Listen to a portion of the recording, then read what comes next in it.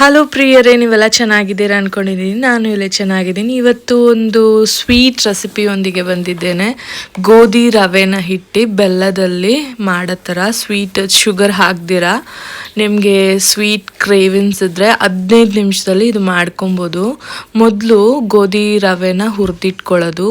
ಹುರಿದಿಟ್ಕೊಂಡಾಗಿದ್ದ ನಂತರ ಒಂದು ಬಾಣಲೆಯಲ್ಲಿ 3 ಸ್ಪೂನು ತುಪ್ಪ ಹಾಕಿ ಗೋಡಂಬಿ ದ್ರಾಕ್ಷಿನ ಕಂದು ಬಣ್ಣ ಬರೋವರೆಗೂ ಹುರ್ಕೊಳ್ಳೋದು. ಹುರಿದಾದ ನಂತರ ಒಂದು ಸಣ್ಣ ಕಪ್ಪಲ್ಲಿ ನಾನು ಗೋಧಿ ರವೆನ ಹುರಿದಿಟ್ಕೊಂಡಿದ್ನಲ್ಲ, ಆ ರವೆನ ಹಾಕಿ 4 ಟೀ ಸ್ಪೂನು ಬೆಲ್ಲ ಪುಡಿ ಹಾಕಬೇಕು. ಫೈನಾಗಿರಬೇಕದು, ಮಣ್ಣೇನು ಇಲ್ದಿರ ಆ ಥರದ್ರಲ್ಲಿ 4 ಟೀ ಸ್ಪೂನ್ ಹಾಕಿ ಚೆನ್ನಾಗಿ ಅದು ಮುಳುಗೋ ಅಷ್ಟು ನೀರು ಹಾಕಿ ಮುಚ್ಚಳ ಹಾಕಿ ಬೇಯಿಸೋಕ್ಕೆ ಬಿಟ್ಟು ಒಂದು 5 ನಿಮಿಷ. ಅದಾದ ನಂತರ ನೋಡಿ ಈ ಥರ ಅದಕ್ಕೆ ಬಂದಿರುತ್ತೆ. ಅದಾದ ನಂತರ ಹಾಲೊಂದು ಅರ್ಧ ಕಪ್ ಹಾಕ್ಬೋದು. ಹಾಲು ಹಾಕಿಲ್ಲ ನಾನು, ಬರೀ ಕಂಡೆನ್ಸ್ ಮಿಲ್ಕ್ ಒಂದು 2 ಟೀ ಸ್ಪೂನ್ ಹಾಕ್ಕೊಂಡಿದ್ದೀನಿ. ಹಾಲು ಹಾಕಂಗಿದ್ರೆ ಹಾಕ್ಬೋದು.